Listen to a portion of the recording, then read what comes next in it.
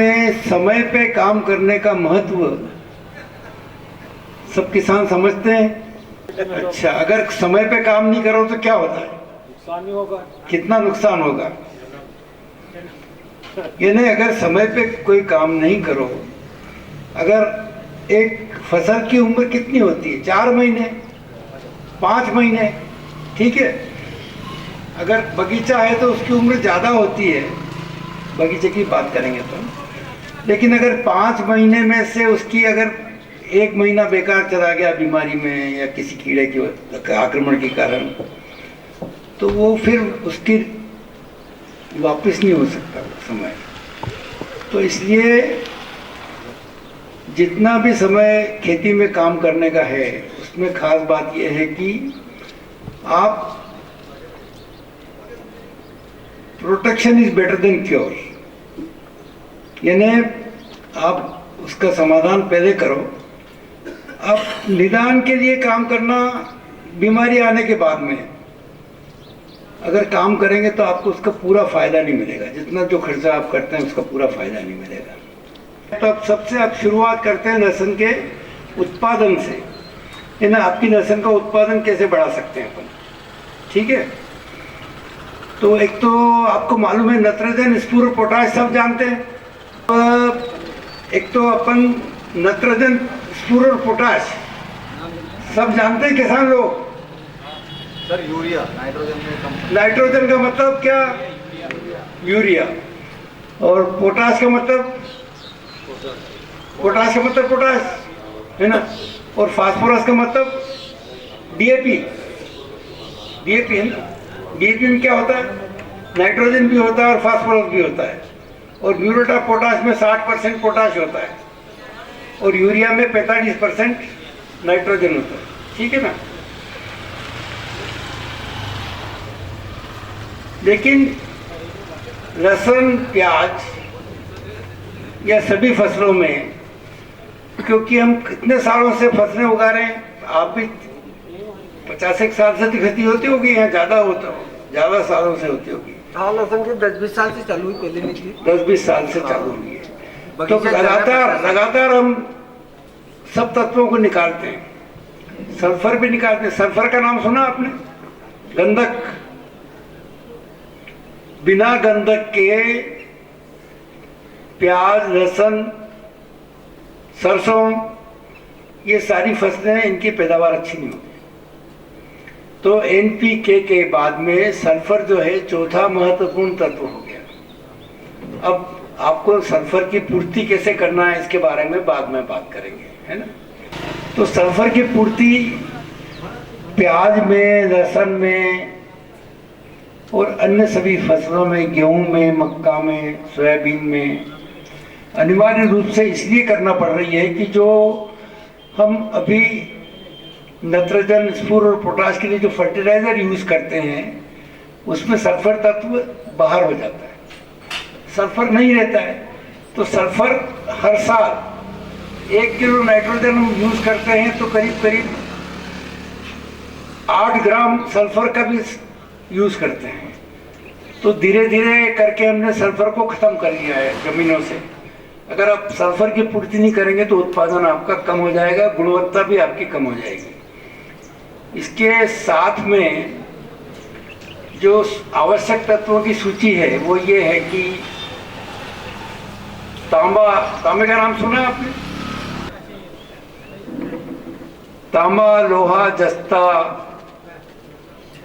Manganese, boron, ये सभी आवश्यक तत्व या सूक्ष्म तत्व हैं।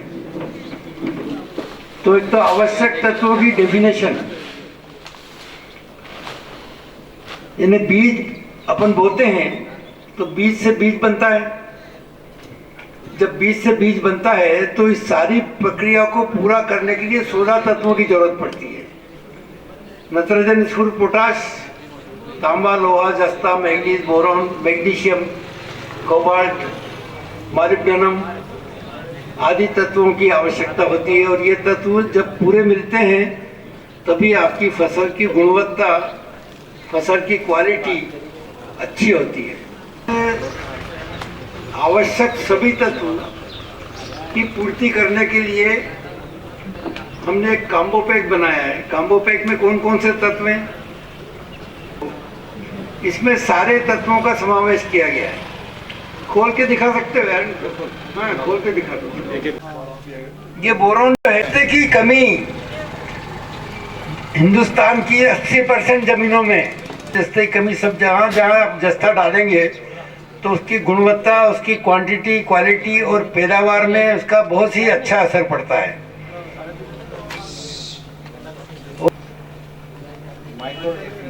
ये लोहा, फेरस सल्फेट, लोहा शरीर में जो है खून बनाने के काम में आता है, और पौधों में जो हरा रंग बनता है ये क्लोरोफिल होता है, और पौधे जो सूर्य के प्रकाश में अपना भोजन बनाते हैं वो लोहे के बगैर नहीं बनता है। तो लोहों का जो उपलब्ध रूप है, यानी पौधे जिस लोहे को पचा सकते हैं, वो फेरस सल्फेट के रूप में दिया गया है। ह्यूमिक एसिड ये भूमि का वो तत्व है जिसकी कमी होती जा रही है हमारे यहाँ। मतलब जो अपनी जमीनें हैं वो बिना ह्यूमस के, बिना ह्यूमिक एसिड के वो उपजाऊ शक्ति उनकी कम होती जा रही है। उसके लिए उपयोग किया गया है, इसको भी दिया गया है। मैग्नीशियम ये क्लोरोफिल का मुख्य घटक है, और ये और लोहा दोनों मिलके सारा खेल तमाशा करते हैं। अगर लोहा और मैग्नीशियम नहीं हो तो आपकी खेती में उत्पादकता आधे से कम ज़्यादा हो जाएगी। ये हो गया पूरा। तो ये सारी चीज़ों को आप जो है, इसमें सल्फर को, गंधक को अलग निकाल लीजिए। गंधक का उपयोग कैसे करना अभी बताते हैं हम आपको। और बाकी चीज़ों को जो भी खाद आपको देना हो, जैसे डीएपी देना हो, यूरिया देना हो, फसल में जो भी स्थिति देना हो। अभी टॉप ड्रेसिंग करते हैं ना, टॉप ड्रेसिंग समझते हैं ना? टॉप ड्रेसिंग जो खड़ी फसल में जो खाद देते हैं उसको टॉप ड्रेसिंग बोलते हैं।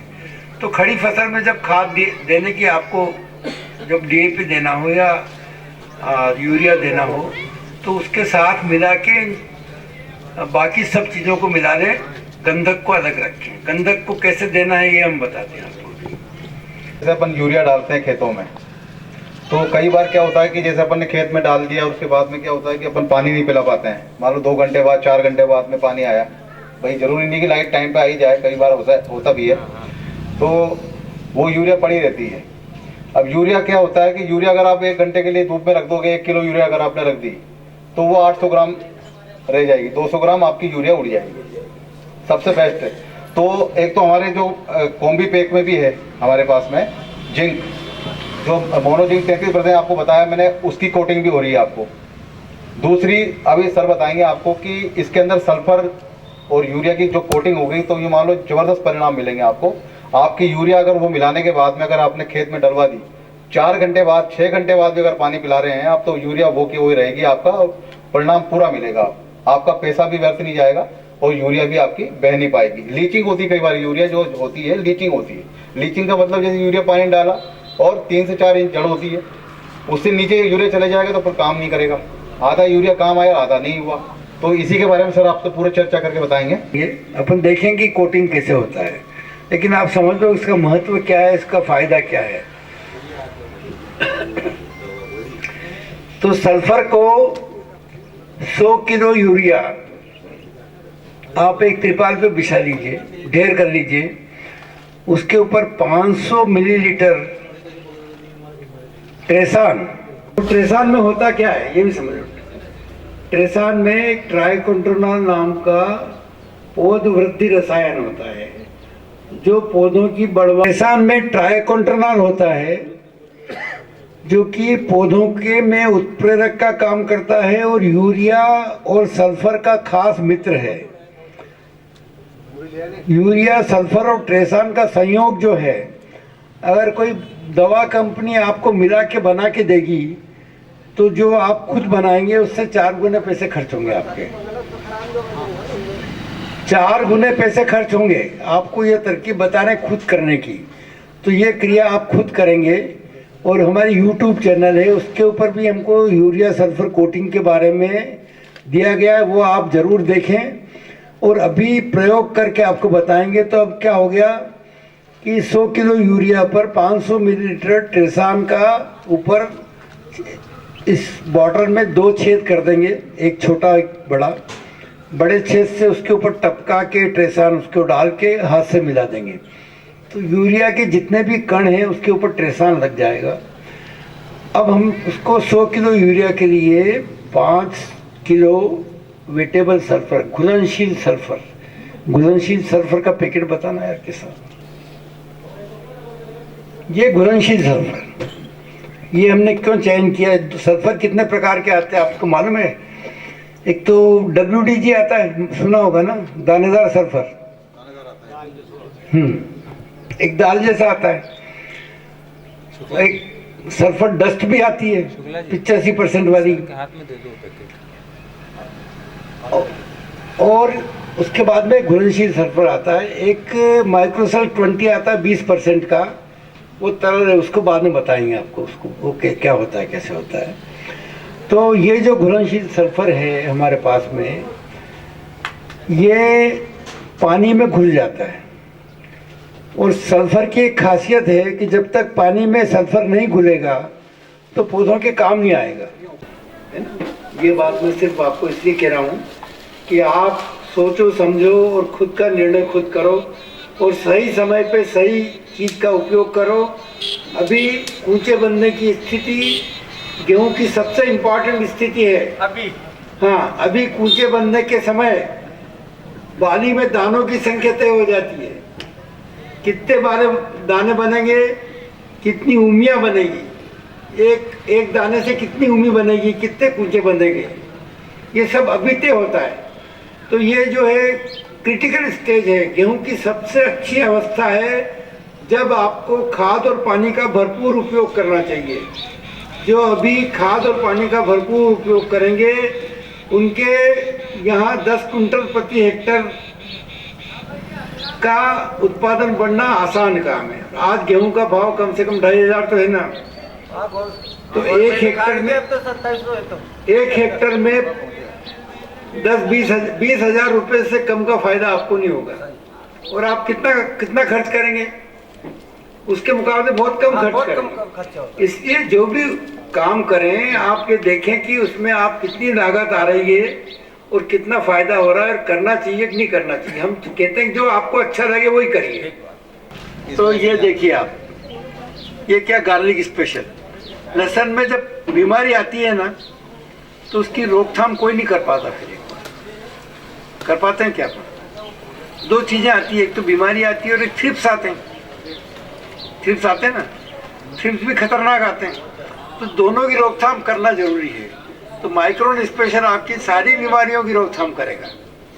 इसका एक छिड़काव काम कर लेगा आपका। 3 ग्राम प्रति लीटर के हिसाब से 45 ग्राम प्रति टंकी के हिसाब से इसका उपयोग करें और इसके एक छिड़काव से काफ़ी काम हो जाता है। अगर ज़रूरत हो तो दूसरा भी कर सकते हैं। माइक्रोन स्पेशल अफीम के लिए बनाया गया है। आपके अफीम का तो बहुत कम रकबा होगा ही नहीं मेरे ख्याल से। ये गार्लिक स्पेशल है, ये लहसुन के लिए बनाया गया है। तो गार्लिक स्पेशल का उपयोग आपको लहसुन में करना है, अफीम के लिए माइक्रोन स्पेशल का उपयोग करना है। अब आपकी जो लहसुन में एक जो खास बात हम शुरू कर रहे थे कि जो आपके मुनाफे को तय करता है, आपकी कीमत को तय करता है और आपके भंडारण में आपके पास में लहसुन आपकी सुरक्षित रहती कि नहीं रहती। तो जब आपने कोटेड यूरिया सल्फर से वापर लिया, गार्लिक स्पेशल वापर लिया, थ्रिप्स की रोकथाम कर ली, ये आपने कर लिया तो लहसुन का काम करीब करीब हो गया। अच्छा, उसके बाद में ज्यादा करने की जरूरत नहीं है। आपके यहाँ कितने दिन तक सुरक्षित रहना चाहिए, हाँ, ये सबसे इम्पोर्टेंट है। ठीक है, तो इसके लिए हमने एक दवा बनाई है, इसका नाम है डार्मिन। डार्मिन का मतलब क्या है? डार्मेंसी का अर्थ समझते हैं आप? डार्मेंसी नहीं समझते? सुप्तावस्था, हिंदी में बताते हैं आपको। सुप्तावस्था, सुप्तावस्था क्या? कि आपने लहसुन निकाला और उसको रख दिया आपके यहाँ कहाँ पे कोठे में रख दिया, सामान्य तापक्रम पे रख दिया, फ्रिज व्रिज या उसमें रेफ्रिजरेटर या कोल्ड स्टोरेज नहीं है, सामान्य तापक्रम में रख दिया, तो जो उसका अंकुरण होने की जो प्रक्रिया है वो अंदर जारी रहती है, और जैसे ही उसको उपयुक्त अवस्था मिल जाती है तो अंकुरण हो जाता है, चालू हो जाता है। और दूसरा क्या होता है कि पड़ी पड़ी रसन सूखती है ना, खराब होती है, वजन भी कम होता है और गांठ का आकार भी नहीं बढ़ता नहीं है। तो अब जब आपका फसल लहसुन की तैयार हो गई और 9 पत्ती आ गई, कितनी 8 या 9 पत्ती आ गई, 9 पत्ती में करीब करीब अपने लगता है पूरा मेरे हाथ में आ गया सर, ठीक है। उस समय डार्मिन का स्प्रे करो आप, ये 3 ml प्रति लीटर पानी के हिसाब से या 45 ml प्रति पंप के हिसाब से, ये 2 बीघा में जाएगा, 2 बीघा में आ जाएगा। 2 बीघा में कितने पंप लगेंगे? 8 या 10 तो 10 पंप में की दवा बना लो और उसके ऊपर छिड़क दो, तो उससे क्या होगा कि जो जितनी पौधे की ताकत है वो उसके कंद में जाएगी, कंद में जाएगी, तो आपका कंद की साइज बढ़ेगी, कंद का वजन बढ़ेगा, और इसके द्वारा उपचारित लहसुन आपकी साल भर में सूखेगी कम से कम और आखिरी तक सुरक्षित रहेगी। और फिर देखो आपको कितना फर्क होता है। कम से कम मैं सोचता हूँ कि 50% का फर्क होना चाहिए। अगर 50 का नहीं भी होता है, 30 का होता है, 25 का भी होता है, तो आप जीत में रहे ना। 25% पैसा ज़्यादा मिल जाए आपको, 25% उत्पादन ज़्यादा हो जाए आपको, 25% समय ज़्यादा मिल जाए आपको, तो काम हो गया आपका।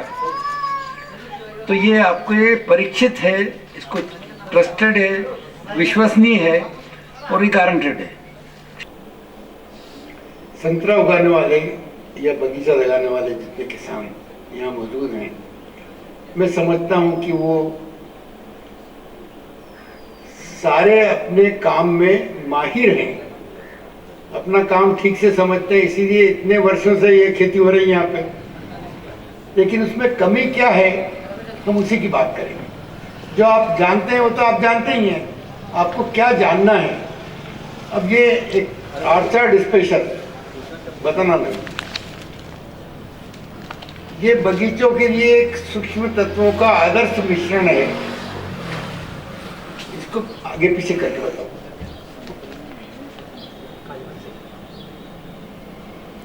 ये 25 किलो का एक पैकिंग आती है, कट्टा आता है, और ये आपको सिर्फ जो है 250 ग्राम प्रति पौधे के हिसाब से वापरना।